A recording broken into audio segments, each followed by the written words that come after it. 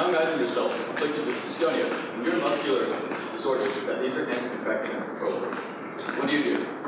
Dystonia has no cure when you treat symptoms. So, do you spend thousands of dollars on private lessons to retrain your fingers, or do you try an alternative? In this presentation, we provide our alternative, a better one. The goal of our project was to help pianists affected with dystonia avoid profound feedback and gestures when playing piano.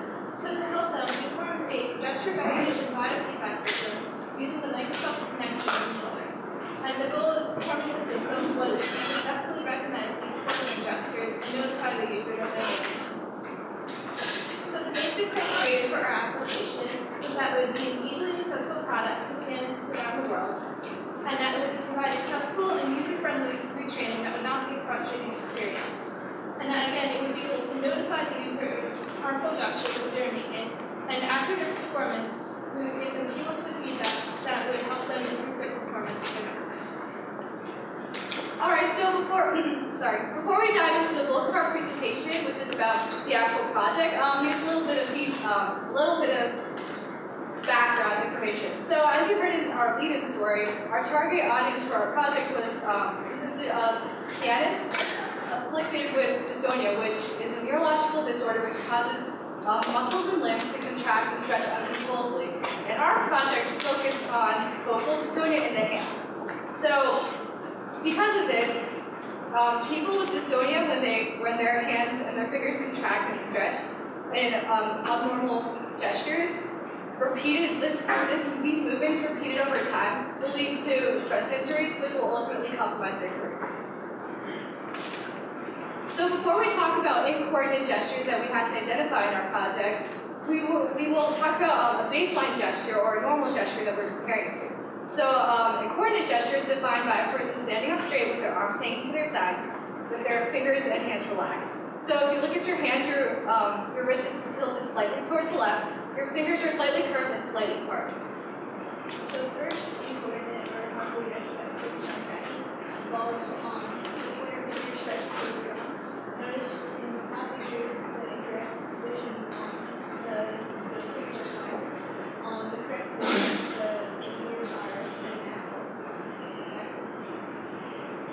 Second, harmful hand gesture that we focus on tracking was radial or ulnar deviation from wrist. Basically, that means that the wrist is rotated in such a way that either of the sides form straight, either the sides of the hand form a straight angle with the wrist.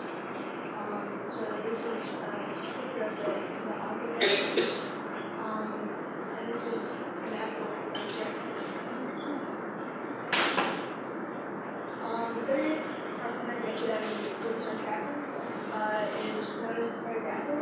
It involves the knuckles being higher than the wrist and the fingers being straight. So this is an example of the incorrect gesture. And below is the correct gesture. Notice that the knuckles are on the same line with the fingers. So as I mentioned before, for this project we used Microsoft Kinect to detect the bad movements. And the Microsoft Kinect is a game controller that was originally for the Xbox, and it was first marketed in 2010.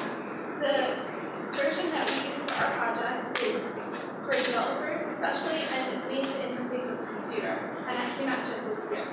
And the Kinect itself has two different cameras. It has a 3D depth imaging camera, and it also has an RGB camera or red green lit.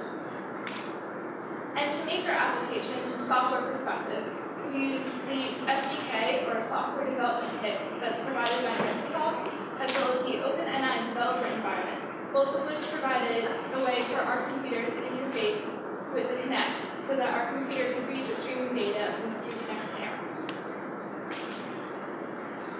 So on that note, we're going to briefly outline what we did for 4 weeks to be here standing before you today.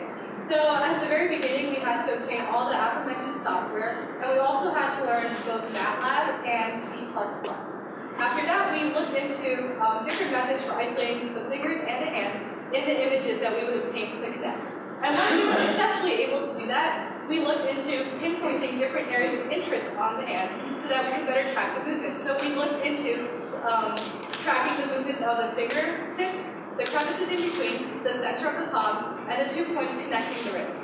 And once we were able to do that successfully, we identified the incorrect gestures, which we just went over, and we had the aid of colored markers in order to help us identify the points, so that when we were looking at the incorrect gestures, we could use these points to form angles to help us distinguish them.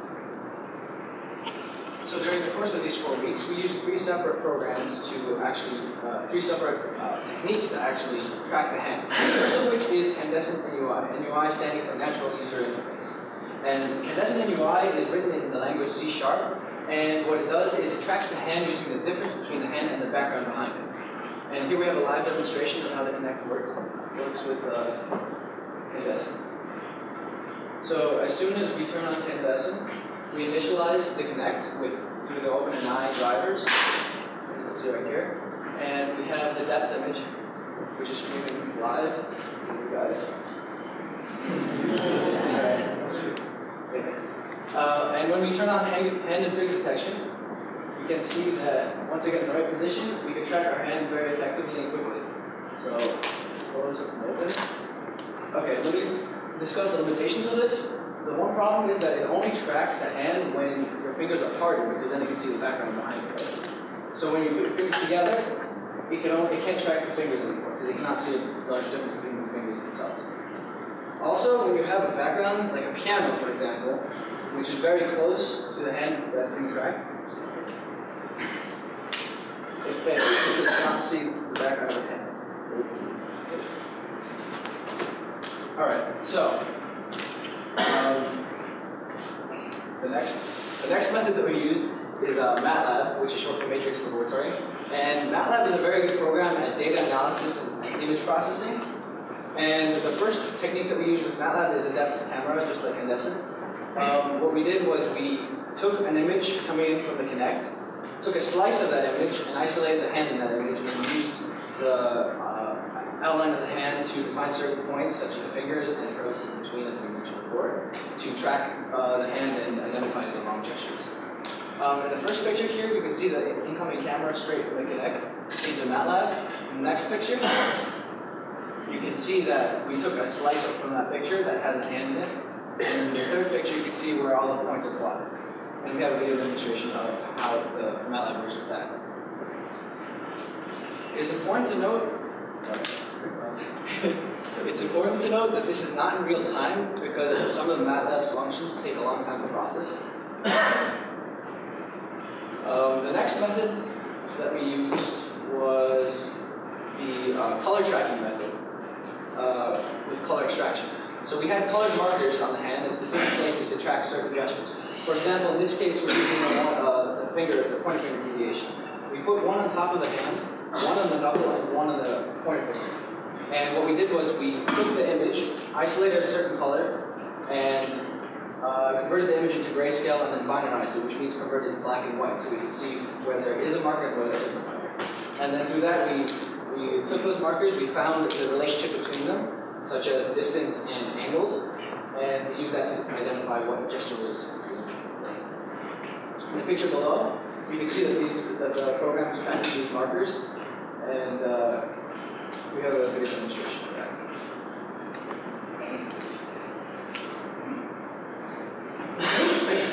So as you can see, it is drawing lines in between the markers, and on the top right, you can see that there's an angle that's measured. Whenever this angle deviates from a certain amount, which means like becomes less than a certain amount depending on how big the patient's hand is, then you know that that's a wrong gesture, and the pointer finger can go off.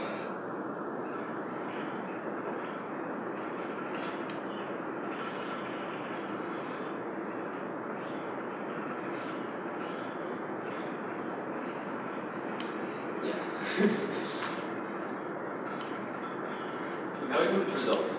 For our project, readings were heavily dependent on the sensitivity of the Connect, especially with the depth sensor. The data was subject to noise. A good analogy for noise is like trying to listen to us on stage.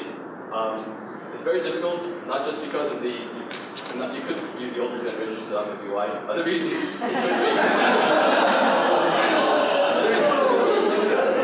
the AC in the back or random creaking of the chair. So that's exactly what happens with the depth sensor reading. We therefore relied more on the RGB sensor readings, the red, green, and blue pixels. It was more reliable and effective, and there was no piano or background interference between colors. This resulted in quick running times. In the future, we could integrate the two sources using the former to create a threshold whether to take readings, and then perform calculations using the RGB data. In this project, we've achieved our proposed goals. We have a program to avoid injury for dystonia patients, and we have a cost-effective approach. The only materials necessary are a $200 Connect and a program. So through our work with the Connect, we found that there's two major approaches that we can take to gesture recognition. One approach is the use of colored markers, which we place on the hand in specific locations, and they allow for faster processing times with our program and more reliable calculations. Another approach that would not have any sort of limitation on hand movement is hand tracking. And though this would not have any hand movement limitation, the calculations are far slower and a lot less robust. So in the future, we'd like to eliminate use markers by trying to find more efficient ways to track the hand itself. I would also like to find ways to make our code more efficient in order to track the hand in real time in order to provide biofeedback in real time. So, also, we would like to use GSET, we can apply our program to webcams or other sensitive devices so that this treatment can be more accessible to more people around the world. And we believe that our product can help to improve the quality of life for dystonia patients, especially for those who are interested in music, who want to learn to play piano, or who are in a piano part of their life. This product will help to increase the availability of this treatment method, and this is a non-intrusive engineering solution to a neurological problem, so it's an alternative to other treatment methods that may involve surgery injections. And also, we believe that this value mechanism is not limited to treating just dystonia. People that are looking to using this method to treat other neurological diseases, for example, Parkinson's or Sjögren's. Once again, place yourself in the shoes of a concert pianist. After undergoing our biofeedback therapy, you find yourself with increased confidence, something left in your wallet, and you have regained control of your fingers.